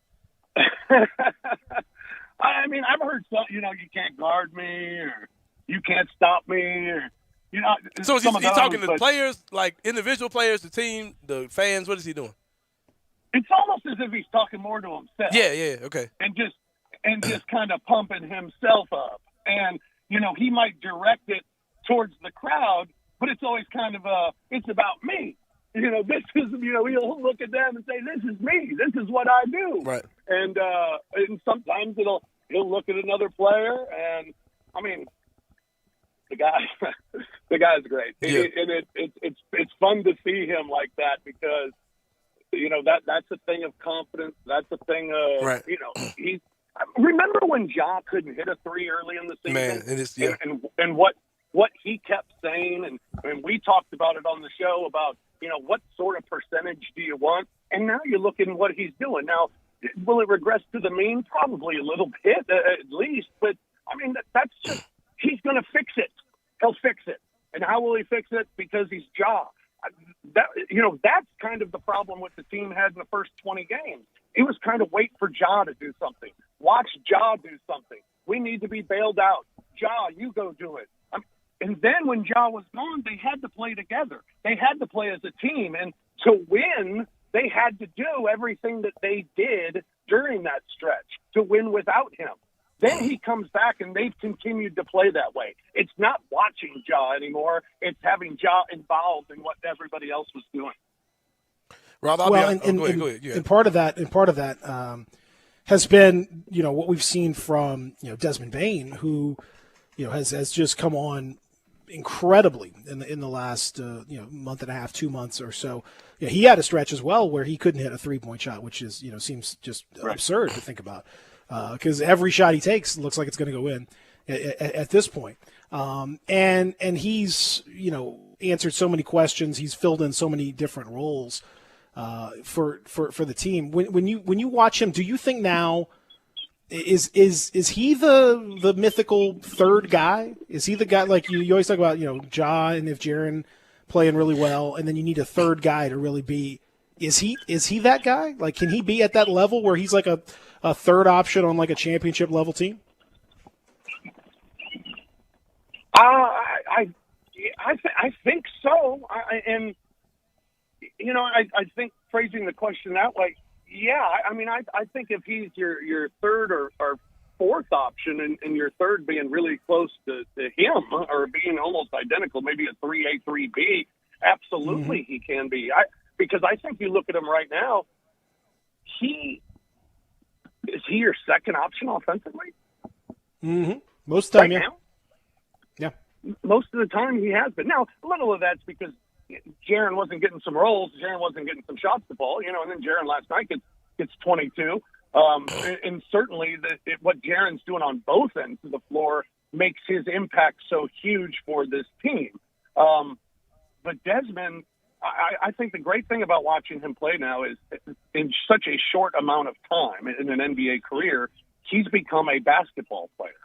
He's not just a 3-point shooter. He's a basketball player. I mean, we saw it the other night in Brooklyn. His numbers from three weren't very good, but what did he do? He was driving to the basket. He was getting layups. He was pulling up at the elbow. I mean, he was doing other things that impact the game. Made a big defensive stop in the game. I can't remember which game it was, last night or Monday night, where he got a blocked shot. I mean, he's doing everything, and then you add in what he's capable of doing from three. Yeah, I mean, I don't know why he couldn't be a third guy on a championship team. Well, when shooting, you talk about this team, though, when you talk about this team and you say your third option, well, let's not forget Dylan Brooks and his, what his impact on the team is on both ends of the floor too. So, if you're saying, offensive option, yeah, Desmond Bane might be number two. You're talking about best player on a championship type team. I mean, if Desmond, let's say you make the argument for Dylan Brooks being number three. All right, let's say Desmond's four. Great. I mean, to have that guy as your fourth best player, yeah, you can be a contender.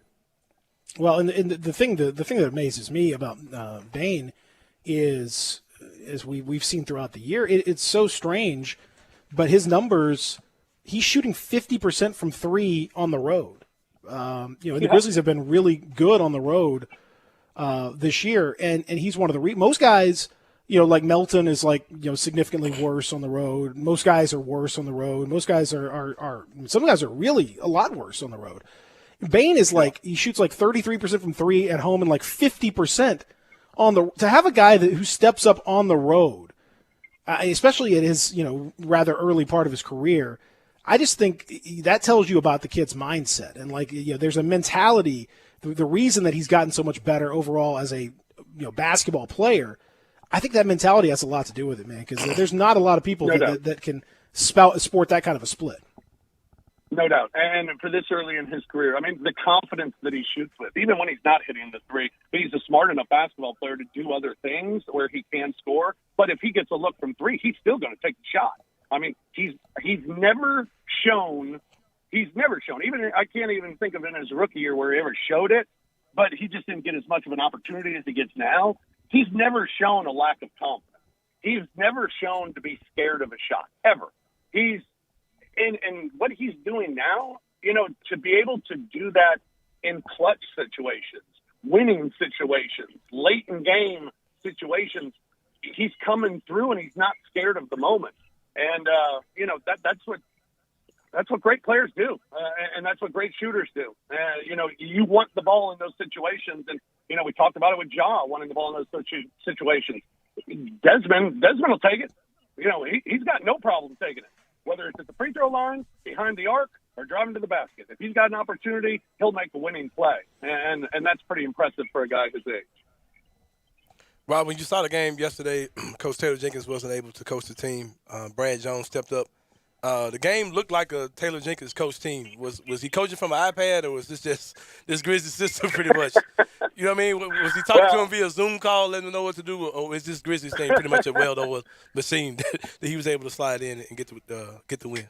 I think that's what it is. I mean, you know, we talked about the players all being locked in, all being on the same page. I think you can say the same thing about the coaching staff as well.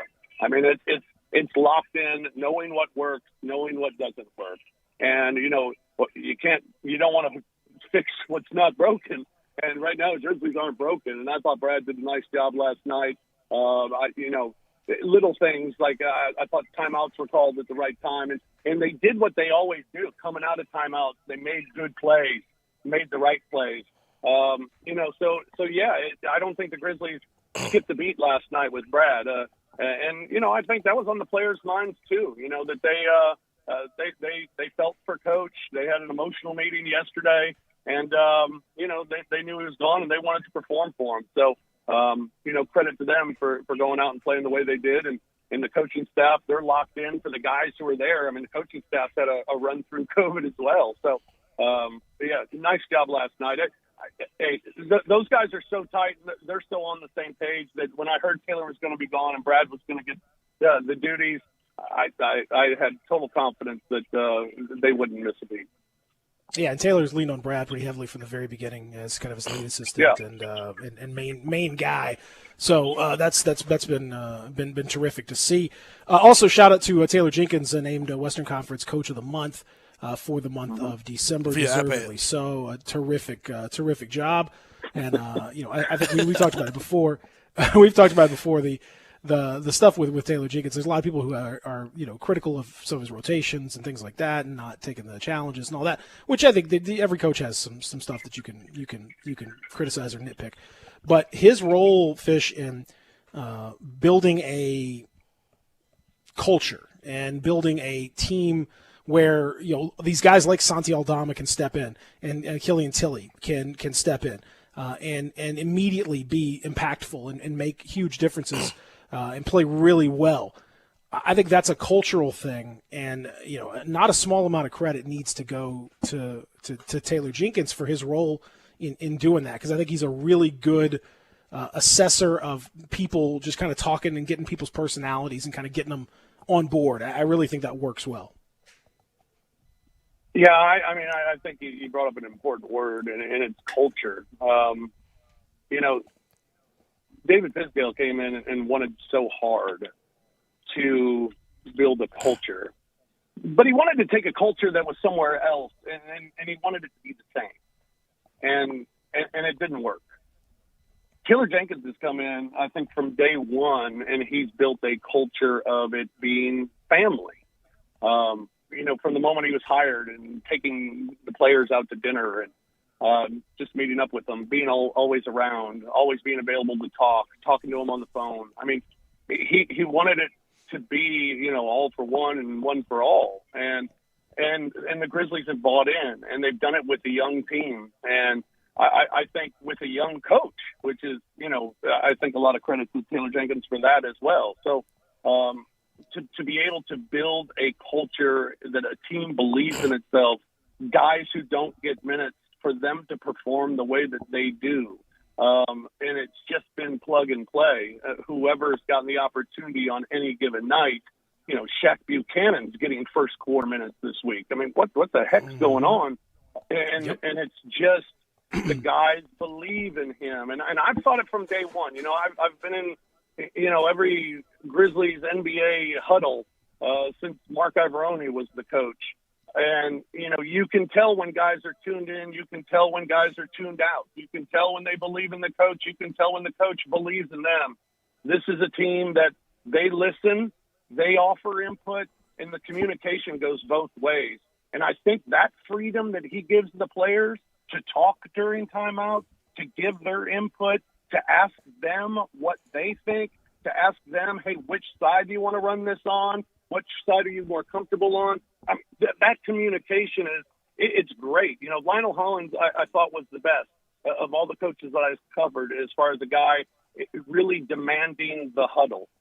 Taylor Jenkins is right there, and it's impressive the way that he has that communication even through the course of a game. Yeah, it's been terrific to see. Fish, keep doing your stuff, man. I don't know what role we'll see you pop up in. Probably everything. But I might be Grim tomorrow night. I might be Grim. Oh man, we're not ruling it out. Congratulations, man. It's couldn't happen to a nicer guy. We're thrilled for you, buddy, and keep doing it. Thanks, fellas. I appreciate it. Rod Fisher joining us. We'll come back. We'll talk about where things stand for the Grizzlies and the rest of the league as we continue here with hour number 2, presented by Poultry Power from the Family Leisure Studios. Real Sports Talk, Sports 56, 98.5. Join the voice of the Tigers, Dave Woloshin, for Wolo and Friends, presented by Homer Skelton Hyundai. Weekday mornings from 10 to 11 here on Sports 56 and 98.5 FM.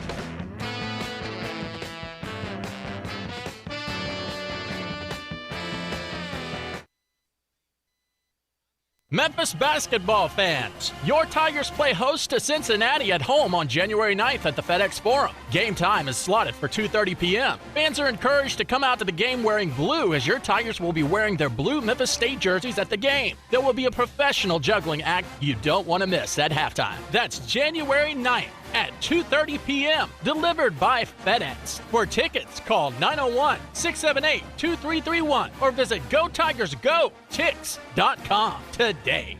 You don't think about a lawyer until something goes wrong. When that happens, let attorney Stephen Leffler fight for you and your family. You don't leave the house in the morning expecting an accident, but it happens every day. A car wreck, you slip and fall, or you get accused of a crime and find yourself fighting for your reputation. Stephen Leffler has been fighting for you for over 35 years. Don't do it alone. Let Stephen Leffler fight your battles for you. Call Stephen Leffler, 901-527-8830, or go to LefflerLaw.com. Here to fight for you and your loved ones.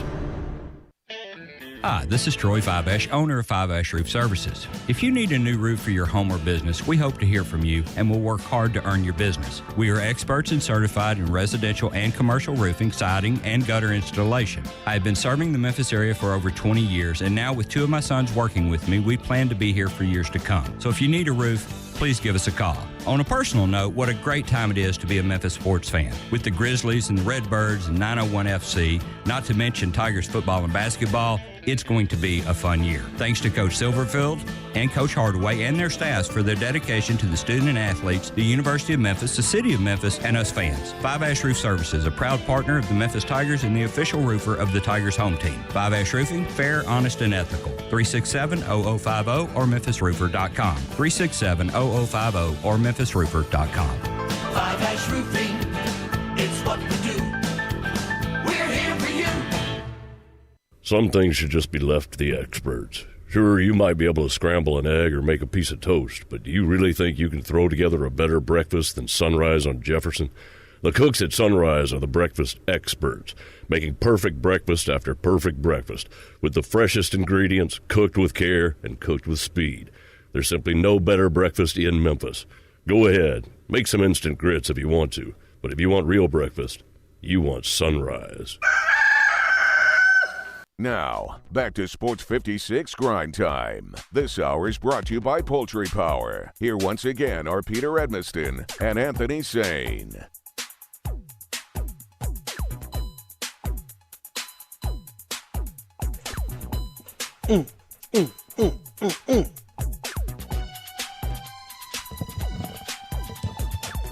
We haven't even really had a chance, Anthony Sane, to speak yet about the Grizzlies' performance from last night. We talked to Rod Fisher about it, obviously. Yeah, we ain't chopped it up now. We hadn't really chopped it up ourselves. Another win. Getting boring at this point, I guess. Yep. Playing the Pistons tomorrow. You think that's probably going to be another win? I have a feeling our buddy Amari Sankofa is going to join us tomorrow as well. I'm over here pop locking, man. You can't even see it, man. I was waiting for Peter to start pop locking, but it never Well, happened. you can't really. Oh goodness! You can't get the full effect here in this. Oh goodness! I knew what was gonna happen when he started clapping, Peter. You were talking and he claps. Uh-oh, that's right. Oh man, listen to that. That's just good stuff right there.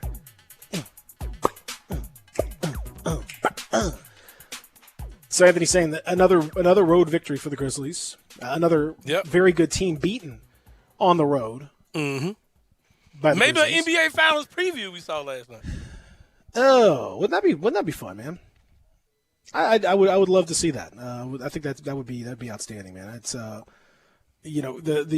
way that the Cavs have approached it, they've done the right thing. Evan Mobley is so good as a rookie. Darius Garland has really stepped up and played so well, been so good. And he's been terrific. They've got Kevin Love has bought in and actually is a really good player off the bench for them. They did this without Colin Sexton, which again should kind of tell you, it's be a little bit of a warning sign to anybody thinking about signing Sexton or trading for Sexton. It's, when the team just looks like it really comes together and takes off without you, that's a little bit of a concern. Yeah, we can do that with him. We can't do that with Ja. See, I was going to say, that's the same thing for Ja, though, right? No. Them folks is terrible. Sexton was the man before Garland got there. But I'm saying, the man for what? Better with Garland, though. They were terrible when Sexton was. When they were basing everything the around man in Sexton, what sense? Like, I mean, the man. You're the man for a really bad team. It's kind of like a Monte Ellis, Steph Curry type thing. Not saying that Garland is Steph Curry, but. Once they got Monte up out of there, it's like Buddy Hield. Buddy Hield puts up big numbers for a terrible team, and then it's just what does it really mean? Yeah. So no, it's a different situation than Ja Morant. Yeah. But that being said, I'm just warning anyone who's looking to maybe make that move. Just fly. Hey, I ain't gonna lie. I'd trade for Colin Sexton. He's a 20-pointer gainer. Like, he averaged 19 points. I'll give them a real call about it. Plus, I do believe, matter of fact, I know for a fact the Grizzlies did have draft interest in Colin Sexton a few years ago. Excuse me, man, I almost died. Yeah, they certainly did. But I think, again, when you talk about the Grizzlies and what we talked about with their, this is a team that really values culture and togetherness and all that stuff. I don't know that he's gonna work real well. With that kind of a thing that the Grizzlies have been pushing for. Last night, Jared Allen continued to be excellent. He's a all-star for them. I think he's the all-star for Cleveland of all those guys. They've got some guys that are in the mix, but I think Jared Allen is the all-star based on what he's done. It was terrific. What a great move for them that really changed their franchise to go get him from Brooklyn and that whole. Man, I would give my left leg. No, I wouldn't. I give a lot for Jared Allen on this team. Good God, man. Woo. He'd be perfect. He'd be perfect. Shoot, I saw that coming. Yeah, I've been in Jared Allen. Absolutely. When the Nets gave him away in that deal for nothing, I was like, man, the Nets need him. Man, imagine the Nets with Jared Allen. But the scoring. They had to do it. The guy will give you 25 points now. Yeah, he's straight up hooping now. Yeah. Man, imagine the Nets had that dude still. Amen. Man. Oh, he's terrific. He's absolutely terrific. But back to the Grizzlies. We talked about how when they've played, Zaire Williams comes back. It's been a long time since he's been in the mix. He plays 14 minutes, 4 of 7 from the field, 10 points. Looked good. Looked better defensively. Looked better. Just kind of in general, like he was sort of more locked in. That certainly helped because he was a catastrophe for the Grizzlies. Earlier on, one of the main reasons why they were as bad as they were, it was a lot of it was honestly playing Zaire Williams as much as they did. So now he's come back and played the thing that I think the most shocking thing this year, to be honest, more shocking than anything else. Because I kind of said, if you listen before the season, I said I expected Ja Morant to average 25 points a game. So I'm not shocked by that. But I am shocked by the fact that Santi Aldama can play. You could knock me over with a feather on that one. He looked like the worst player I've ever seen. In history. He looked worse than the guy help me out, Peter. Help me out. He worked in Toronto. The guy that Hollinger liked so much. No. Roddy Zagoras. Oh God, he looked worse than him. Yeah, he looked worse than Roddy. Like he looked like he could. He was he shot like 10%, and he was terrible. And yet, look at this guy. Like he comes in, he actually like looks like he can play. He's got some confidence. He's one of the best. He technically was the best plus minus guy for everybody all night for the Grizzlies. Yeah, plus 13 last night was Santi Aldama. I mean, I could no. I shocked is not the right word. Have you Stunned. anyone? If you've heard Santi Aldama say anything, text in and let me know how I can find it. Man, verbally out of like, his have mouth? you ever heard anything come out of his mouth? I've heard him once. So that he speaks English though, right? Yeah. He seems like he's super Americanized, like he's super cool, like he's Yeah, he's been. I mean, he Getting went after to it, college. He went to college at the in the United States. So okay. He's been. No, I don't know if I've ever heard him speak, but we got some audio of Zion Williams and why he wanted to do his rehab at home. Let me hear it. I wanted to stay big. Wait, what?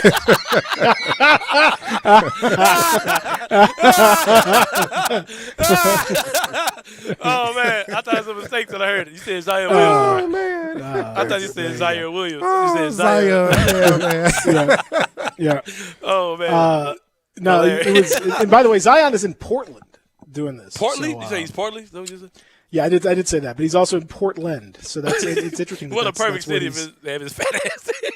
He's what he's doing. His rehab in. Portland. So for whatever reason, I don't know. Reminiscent of Sexton with Colin Sexton and Darius Garland. That's man. But I could not. I just to go. I can't like. I mean, Steven Adams playing well. Okay, yeah. That's fine. No shock there. Desmond Bain, like he's improved more than I expected, but like, it's not shocking to see him shooting really well from three. Like, okay, yeah, no kidding. Like he can shoot threes. Santi Aldama, go back and watch him summer league. Like he did not. He looked like he won a contest to be out there on the floor. Like let one fan join the Grizzlies and see what happens. Like it was not. He didn't look like he was a professional basketball player. No. And now he does. I mean, bro, crazy. Crazy. There's something going on with the Grizzlies, bro. They're kind of. I hate to say it, bro. We're kind of Spurs-esque. Like, feels like. And I got a texter saying. Texter says, what does the texter say? Give me a second. He says Taylor Jenkins is the next elite level NBA coach that will lead Memphis to the title in the near future. Could that happen? Sure. I'm starting to think that he's not really doing anything. I'm starting to think he's like checking the email and like going to tell the guys what to do because. Brad Jones looked just like him yesterday. It was the exact same stuff. I was like, bro. Like, we've talked about that before. That's exactly it. We've talked about that before. Like, I mean, that is the whole point of what they do. Yeah. Is that they want it to be basically seamless. Like when you're talking about, that's just like they have a like it's the reason why I think it's one of the main reasons why that they've had the success that they've had with the draft is that they. I remember talking to Taylor Jenkins. I called right after he was hired. I called him. He was on the airport, and we talked for a long time about it. This was before the Grizzlies got to him, and kind of like you did some pre-work on him when he was a mere assistant coach with Milwaukee. I got you. Drop that knowledge, Peter. So and so he talked about how one of the things that the Grizzlies like that they wanted to do was to keep it linear from top to bottom in the organization to say like there's one. Here's what the front office is going to do. We're going to communicate with the coach. The coach is going to communicate with us. We're going to communicate with the training staff. We're going to communicate with the medical staff. We're going to, all that scouting, all that just goes right down. It's not all these different departments. They're all coming together. They meet on a regular basis. They all evaluate each other. Scouting department evaluates the team. Front office evaluates the Grizzlies in addition to evaluating other teams. Everyone's got involvement. And so, yeah, it is kind of, I'm not gonna say seamless, but like they definitely have a method. Yeah. And it could kind of probably run on autopilot to some extent because they've set up this process where it's all pretty streamlined. And that's why they draft really well because they know like these are guys that, you're not going to see the front office draft somebody that they like, but the coaching staff doesn't, so the coaching staff isn't going to play him, and then that's going to start to get like some friction between the front office and the coaching staff. They don't do that. And so they draft guys that everyone is on board with, and then lo and behold, they get put in better positions, they play better, and that's what the Spurs did. One sound, one voice. Yeah, basically, man. Greg Popovich was running that thing. With R.C. Buford was pretty much just kind of, they were on lockstep. Same thing with the Heat. that he'd have done that well with Pat Riley and Eric Spoelstra being right there in lockstep. That's what these organizations do when you're a high level organization. And guess what? The Grizzlies, they've become a high level organization. Yeah, for sure. It's like you said, it's like no matter who's out there, they're finding ways to be good or to beat teams and win games they're not supposed to win. It's crazy, man. Without Ja, without Dylan, you got Dylan, Melton, Kyle all out, Tillman all out right now, and they're still winning, and they're not missing a step. They're not missing a beat, man. And it's crazy, man. It's really crazy to see. And like everybody on this roster seems like they can play. Yeah. They look good. Like there's no flukes. They're winning on the road. They're beating good teams. They've beaten the Warriors on the road. They've beaten the Suns on the road. They've beaten the Cavs on the road. They've beaten good teams on the road.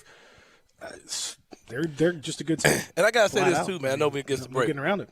Props to Kendrick Perkins, man, for being John Morant's personal. Yes. What's his name? Personal hype man. No. God, man, why is my memory so bad? I don't know. Welcome to my world. I need rehab. No, what's his name? He called him G12. Shout out to him for being John's personal Shannon Sharp, man. Like, he's latched on to Ja Young. Like, Kendrick Perkins' come up in the media game is very covert, but it's not. It's like he being slick, but it's obvious what he's doing. Like, he's gonna make he's picking his guy. You know what I'm saying? For his guy to ride the wave with. You know what I mean? So I ain't mad at it. He's got that Southern feel. He's a Mississippi kid, so on air he claimed him to be the MVP. Yeah. On air. He does it like every day. I'm sitting looking at him now. He's chuckling about something. Calls him G12. Yeah, Gangsta 12. Gangsta 12. Shout out to you, Kendrick Perkins. He gives guys like me who murder the English language hope. I feel like if Kendrick Perkins can do it, I can do it. I don't have an NBA career. I don't have an NBA career to back me up. But I feel like if Kendrick Perkins can get on TV sounding like he sounds, I can do it too, man. Only man gets away with Rudy Gobert. Gobert and what was the draft? What was my boy that plays for the Warriors? God, dog, man. They drafted Arkansas, yeah. They drafted. Oh, Darren, I'm sure you remember that guy. Moody. He messed up Moody bad. Yeah. Moody Moses. Yeah. Darren, tell your NBA draft story of your Moses Moody draft night story.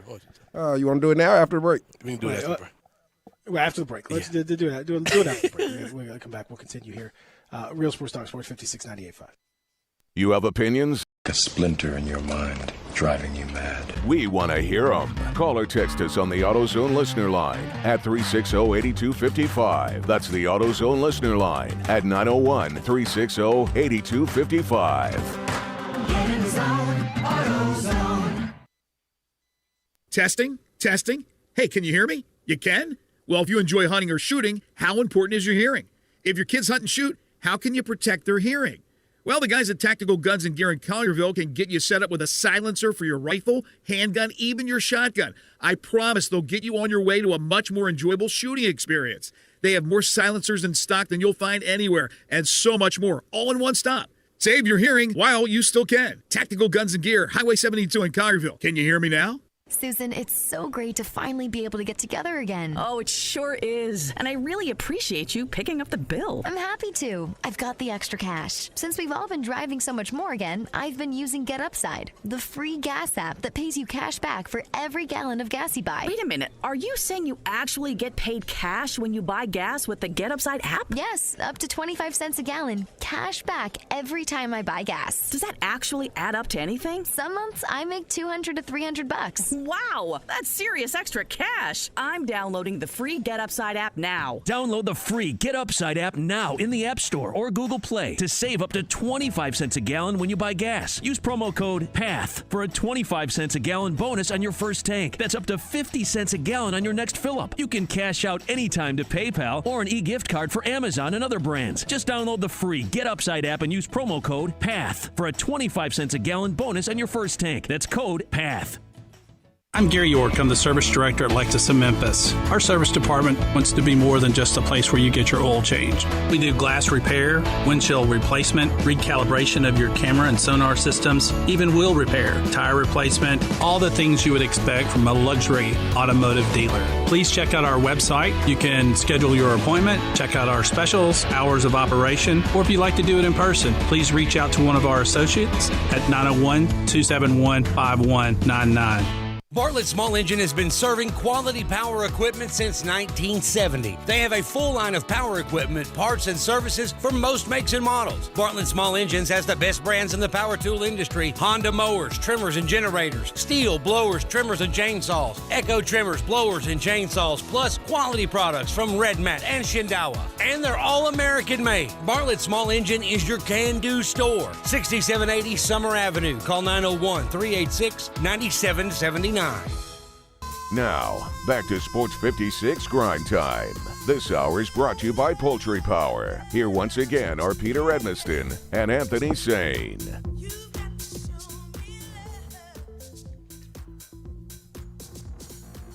We're going to get to Darian's Moses Moody story. It might America be a is soft demanding it. topic for him. You might want to talk about it. Oh, no, I was waiting on Peter to do his America is thing. I can go ahead right quick. So quickly. No. But no. So no, not yet. Okay, go for it. Not yet. Slow down, just one second. I got you. I want you to get there. But I just got to tell you this. We got to do this first. FanDuel Sportsbook, you know it. You love it. Our great friends at FanDuel Sportsbook are taking care of you, and it's, of course, great to know that FanDuel Sportsbook is an official betting partner of the NFL. It's trustworthy, easy to use. You can also celebrate hoops, the NBA's 75th anniversary season, on FanDuel as well. Right now, new customers can place their first bet risk-free, and if you don't win, you'll get up to $1,000 back. If you've been thinking about joining FanDuel, now is the perfect time to give it a shot. It's easy to register. It's easy to win. It's easy to get your winnings. It's easy to deposit. It's easy to all that. So just easy. It's easy and fun. Makes betting super simple, whether you are a first-timer or you are an experienced vet of the betting game. It's fun. It's a great way for you to enjoy your games with a little more something better on the line. Check it out. It is FanDuel Sportsbook. And again, you'll find out for yourself why America has one number one sportsbook, and that is FanDuel. Download the FanDuel Sportsbook app and sign up using promo code BIGHEAD. You know it. Say it again. BIGHEAD to get your first bet risk-free up to $1,000. That's promo code BIGHEAD. Make every moment more this NBA season. Must be 21 and older and present in Tennessee. First online real money wager only. Refund issued is non-withdrawable site credit that expires in 14 days. Restrictions apply. See terms at sportsbook.fanduel.com. Gambling problem? Call TN Redline 1-800-889-9789. All right, now Darian, as you were saying, you're talking about what a segue. Look at this setup, though. Oh, man, it's about betting. Okay, all right, quickly. Upon my arrival, I worked with Gabe and John Harden, on their show. So the draft was near and dear. It was, maybe 3 or 4 hours away, needless to say. And everyone was hot on this Moody guy. Moody. Everyone said Moody's going to get drafted in the top 10. Here I go trying to blend in, and I'm going to come into work the next day and show John Harden and Gabe how smart I am. I lay $1,000 down in the office. In the studio. I lay $1,000 down in the studio, sitting right behind Gabe. Cash? On FanDuel. On FanDuel. That Moody gets drafted in the top 10. So me and my, psychosis and my narcissist ways, I go and sit in Buffalo Wild Wings. And there's pick number 1, 2, 3, 4. So long story short, to get to maybe 7, and OKC takes Giddey. Josh Giddey. I'm like, oh, my God, I'm down to 3 picks. And with the 10th pick, the Memphis Grizzlies select Zaire. I walked out of Buffalo Wild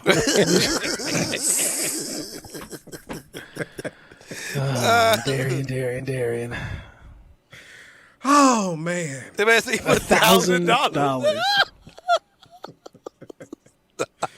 Oh, Moses Moody cost you $1,000. How do you not hate Zaire Williams? How you not hate the Memphis Grizzlies? That's what you need, hate, bro. And it was a lock. It was basically a lock. But hey, oh man, it was tough. Well, I hope that was your first. I hope that was your first bet on FanDuel, because you can get it back. Now watch this. Here's the dumb part. I had already started betting. I should have put that on MGM and got it back. I should have got it back. I should have put it somewhere else and got it back. But I was so in lock and step that Moody would be drafted in the top 10. Yeah, it was looking kind of logical that he would go top 10. That draft night was so wild, man. Pride goeth before a fall, and as it the good did. book says. Whenever you hear something about the Grizzlies organization, like props for their drafting, I know you get ticked. I'm going to start looking over at you from now on. He responds when we start talking about how good the Grizzlies are at drafting. And so John says, how'd your bet go the next day? And I never told him.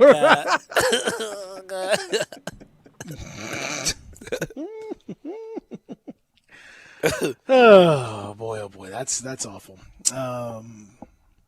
Man, okay, so got some. I hate to. It's hard to segue away from that. But shout out to FanDuel, sponsor the program. Yes. Hopefully you make better decisions. Co-sponsored by Darian Newsom. This hour brought to you by Darian Newsom's $1,000 he bet on the That's right.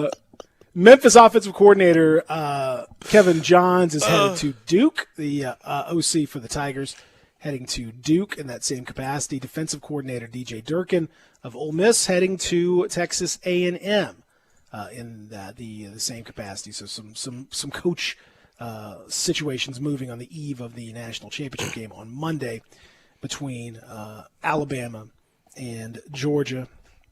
There you go. We'll see what impact that has on the Tigers. I'm sure there'll be some other plenty of good. Oh man, I'm in tears over here, man. Thanks, One Pretty Pearl, for keeping me in mind. Darian sponsors. They're proud sponsor of Sports 56. Darian Newsom behind the glass. God, friend of the show, Darian Newsom. Darian.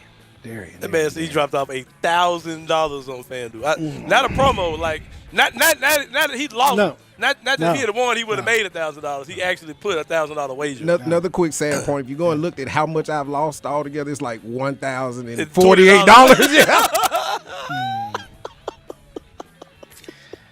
Poor guy, man. This is just decisions, man.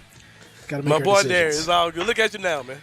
I know. Look at you now. You made that money back and then some, probably. So triggered by so many things. We got to get out of here. Coming up next, it is sports time. Gabe and Brett, they got you all the way to 6 o'clock. Y'all have a great rest of your day. Referring a friend on FanDuel Sportsbook could be your ticket to Super Bowl 56. When you refer a friend on FanDuel Sportsbook, you'll be entered for a chance to win an all-expenses-paid trip to Super Bowl 56 for two.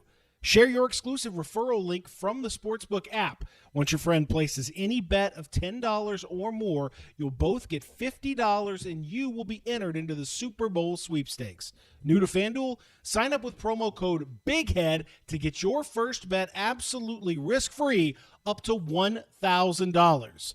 Must be 21 and older and present in Tennessee. Referred players must wager $10 or more within 28 days after signing up. Bonus issued as site credit is non-withdrawable and expires after 7 days. Restrictions apply.